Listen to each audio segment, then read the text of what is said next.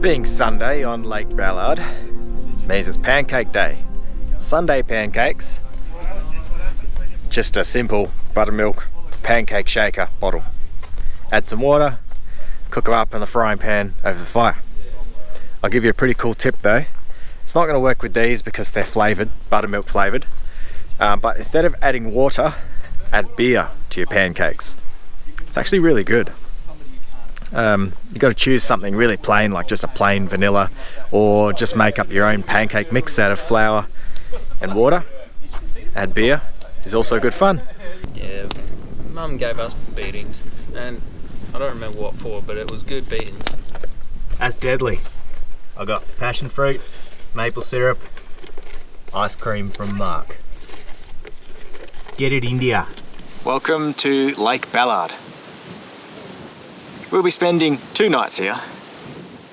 Stayed here last night. We've got the whole day to just enjoy the place, soak up the scenery. A couple of sunrises, a couple of sunsets. Very nice. I'll tell you a little bit of history about this place, hey? How it came to its significance, and talk about the sculptures out on the lake a bit later on. Anyway, 1995 was the year. There was a big tropical cyclone that came in from the north, Western Australia. And when those events happen, it often dumps a lot of rain inland. So not a cyclone anymore by the time it reached here, but it still dumped 400 mil of rain around Lake Ballard. And it filled Lake Ballard, which is part of a larger salt lake system. Filled it right up. What happened next was really interesting. And it involves a big bunch of birds called banded stilts and an ABC documentary voiced by Hugo Weaving. Let's call our lead bird Charlie. Now, Charlie and the boys are just hanging out around the watering hole. Charlie turns his nose up and goes, "I reckon I smell a whiff of moisture on the air, boys." Yeah, right. And he takes off. Now the other blokes, the banded stilts, they've been sinking tins around the watering hole for quite a while. They can't even fly in a straight line, so bugger that. You go off to your Lake Ballard, see what there is to see. We're going to stay here and have a few more drinks. Anyway, they pass out by the watering hole. Next morning, they're awoken to a big commotion. And there's feathers, there's nesting material, there's sticks flying everywhere. And amidst all of the commotion, one of them shouts out, "Charlie's been busier than a one-armed pickpocket at a kangaroo convention down there." Busy boy. It turns out mating season is on, and every banded stilt from within every desert area just descends on this place. Anyway, I don't know if it was just pure luck or if they had an idea that this might go down, but the ABC was in the area and made a documentary on it. And one of the quotes was, what did they say, Taylor? "Copulation as far as the eye could see." That's from a legitimate bird watcher. I can imagine them saying that with a deadpan serious face. Not a skerrick of humour at all, just deadpan. Yeah, so we're talking birds on birds. On birds? On birds, on birds on birds. So many birds. All the birds. We got birds doing it in the water, we got birds doing it on the rocks, we got birds doing it in the bushes. They say at any one time, wherever you looked, there was 20 birds going at it. 4,500 nests appeared across Lake Ballard in 3 days. And they're the only ones that they could see too. Yeah, and that's as far as their eyes could see. Anyway, the resulting documentary is called Bobby and the Banded Stilts. Produced in, I think it actually went to air in 1996. And I can't find it anywhere. I know it exists, maybe you can rent it at your local Video Easy. Good luck with that too. I think I've still got a membership card for Video Easy. Go, give them a ring. Yeah, I think I might. Okay, come join us on a stroll. Go and absorb some of the atmosphere around here. UK-born Anthony Gormley was commissioned to create a work to celebrate the 50th anniversary of the Perth International Art Festival in 2003. He decided on this installation of 51 sculptures spaced about 750 metres apart on the crisp white surface of Lake Ballard. They aren't just sculptures though, because each statue is actually a digital scan of the locals in the Menzies area.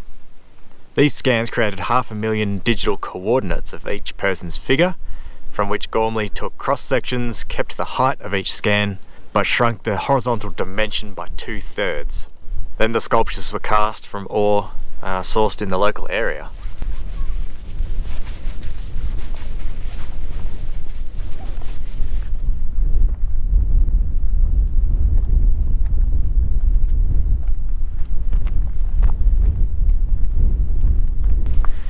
You walk a couple of 100 metres from the campground to this hill in the Salt Lake. I used to think it was called Snake Hill, but I no longer believe that it is. But it's really cool. Perch yourself up here and it's a bit breezy, but on a still day, the silence and the views. Yep. I think Snake Hill is the lookout over there. You turn off the road. Yeah. Oh no, over there, see that establishment? I wonder what that is. That's someone's motorhome because it's Snake Hill. Oh. You can park on top of it.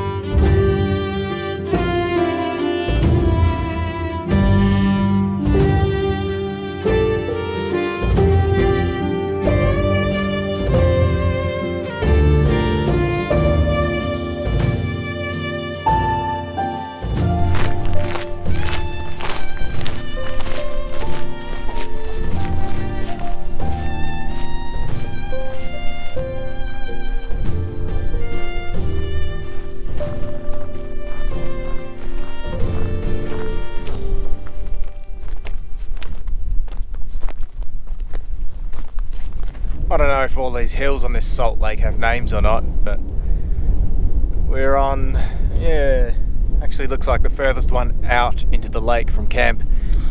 By eye, I'd estimate that we've come 5 kilometres across the Salt Lake from camp. And it's a lot nicer here than the closer one. People have written their name in rocks all over the Salt Lake back there, and out here it's untouched by people.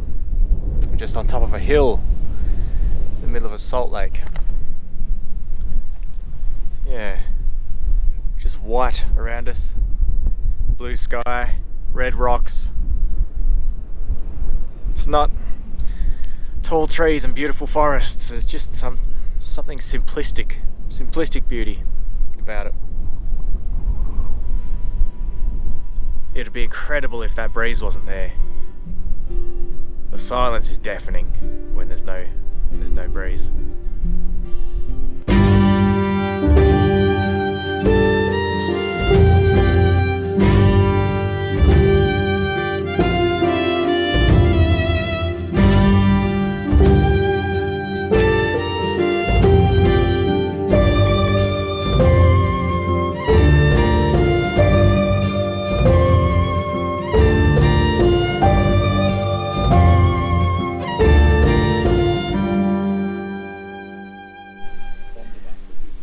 Tour de Jaffel, Day 2. Today's ingredients include bread, because necessary, cheese, because what's a jaffle without cheese, meat goreng, that's where it gets interesting, and tuna with sweet corn and mayonnaise. I can't stand eating this stuff cold out of the can. It's just a tin of mysterious white paste to me. But hopefully in this jaffle it will be tastier. So let's get this lot stoked into the fire. Oh, I'm pre-cooking them. Of course, I'm not putting them in dry. Never go in dry.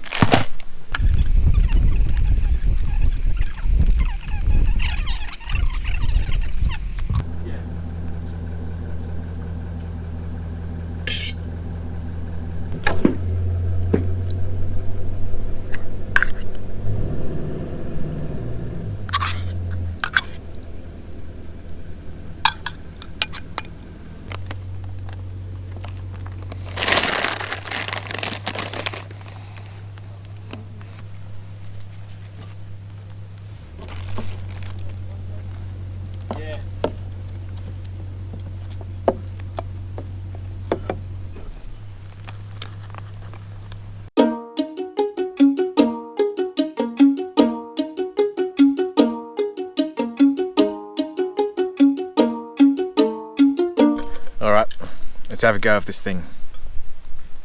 Meat goreng with corn and mayo tuna and cheese.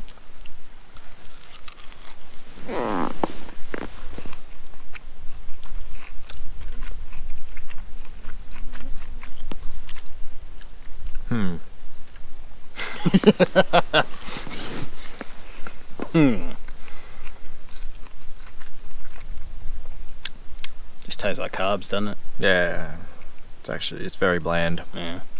I don't rate that one. You didn't put any seasoning in it? I put the meat goreng seasonings in. Have a chomp.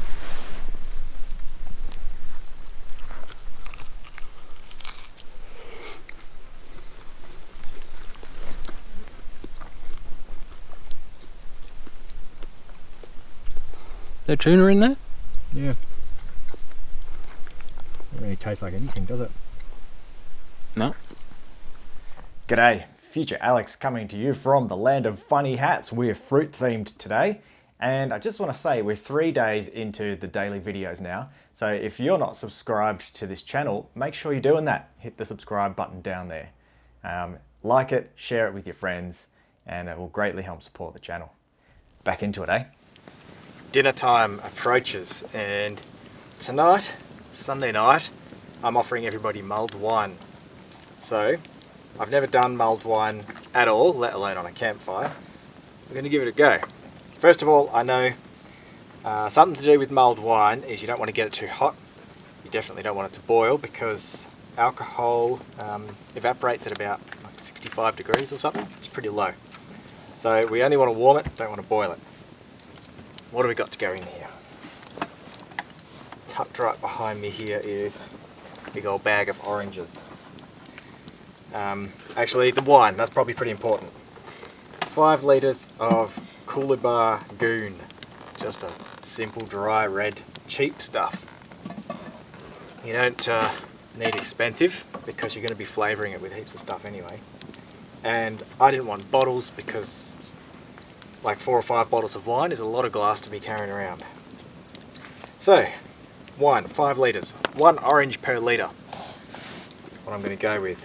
I'm doing it across 2 pots, so that means 2.5 oranges per pot. Got a pocket knife here somewhere. Doesn't really matter what it looks like because they're kind of just going to be for flavouring anyway. So. Is there any wine that's actually branded Goon? I don't know where the name Goon come from. I would buy it if there was. I would buy Goon. But this one makes it cool as, bruh. Oh yeah. But it has to be Goon, I think. It can't be bottles. Do you want a bigger knife, Alex? Yeah, I think it's a bigger knife, Taylor.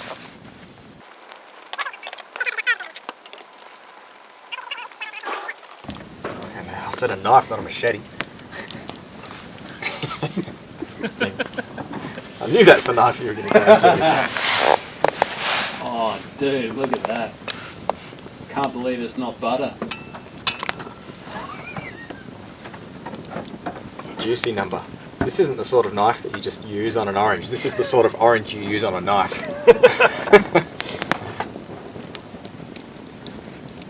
We're going to get so many messages about knife safety. Yeah, how's the knife safety on it? Yeah, knife safety.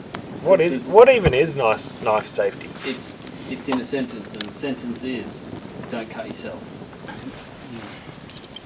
Alright, got a little bit of brandy here as well. Yeah, true. I'd probably like to use a little bit more than that, but that's what I've got. So I'm just going to put a splash of brandy in each. The sides of those pans are actually pretty warm already. I've never noticed. So we will open up the Goon.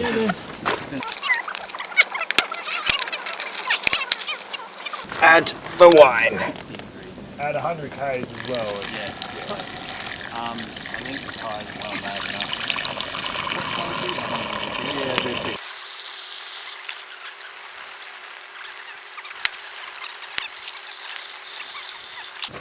Okay, next thing, I've got my little herbs and spices bag. This is a grab me gear pouch. Super handy for this sort of thing. And some cinnamon quills. You might want to put up to 3 or 4 in each pot, but I have got a total of 4, so 2 in this one, 2 in this one, nice and cinnamony. Star anise. Well, they are good, mate. 258. The cooling system was the radiator. Going to go for about 5 of these. I've got a trick with the star anise and the cloves. It's not too hot here. Stick them in the end of an orange, so as that doesn't end up floating around all through your drink. Probably should have actually done this before I poured the wine in. Pretty good. What up? It's like Whole cloves. Been good. I'm just going to grab another orange end and stuff it full of these little guys. Yeah, Probably want to go for about 5 of them per litre, maybe a little bit more. pump through a bit of water. Yeah. That was it. It took me about This is an hour. the last thing, some honey. You know, but it wasn't bent, it wasn't Yeah. twisted, and that's what I was expecting. 1 to 2 tablespoons Put it in the per press and straight, litre. and then pressure test it, see where the leaks were. And then fix the leak, you know, but it was straight. So a good old ooze of it. That should do. Now, like I said, don't let them get too hot. Make sure you keep testing it. You can I'm always going to put the lids on to keep all the crap out, But they're going and to be electric. let it It's mull only for at least an not hour. right. But You the don't longer have you can an go, option. the better. But at least Just it's keep it fast. warm, As soon as you like go to plastic radiator, let's say they're not- 50 degrees, 40 to 50 degrees, just somewhere nice and drinkable. you know, so So we'll start sipping on that. Tell you how it is I put in an an hour. aluminium one in my lane. Yeah, we'll just talking about it. I wonder if he's. Yeah, you're right. Probably would be better.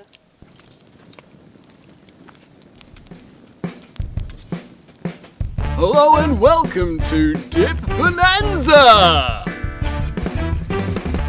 To go along with our mulled wine evening, we have, starting from my left, your right, is eggplant dip. Hummus, also known as hummus. Sweet potato. Spicy capsicum. Spinach! Yes, just spinach. And tzatziki. Along with your choice of crackers, starting from my left, that is your right. Sakata seaweed rice crackers. A very wise choice with any of these dips. Moving across to my right, your left. Captain's Table water crackers, cracked black pepper flavour. Getting a bit hotter now. Across from there we have cheese board. And to my right, your very left, original Captain's Table classic water crackers. Come on down everybody and have a go at Dip Bonanza. Like hell, I'm not fucking touching that spinach.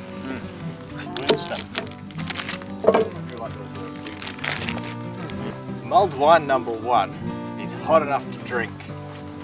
Turn this light off so I don't blind you too much. I was going to look at my watch and tell you how long it's been in for, but I don't even know when I put it on. So, oh, she's hefty.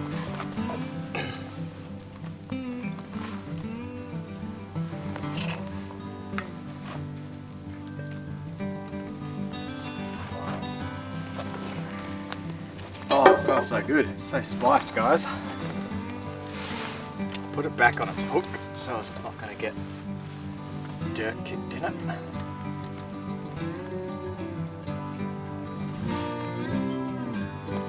There we go.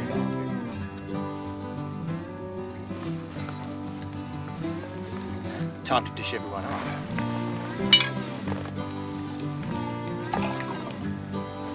Problem with mulled wine is it's tempting to drink a lot, like a big old mug of it, but you got to remember it is wine. It will knock you out.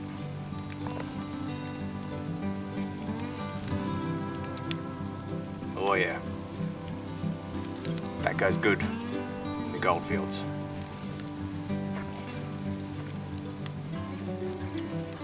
Who's for some mulled wine? Oh yeah. Thank you. Two ladles. Good. Oh wow, smell a bit of brandy going on there. Thank you. Yeah, so everyone had a cup of mulled wine and I drank the rest. I distinctly remember how crook my guts were that night. Anyway, that's it for today. See you in tomorrow's video.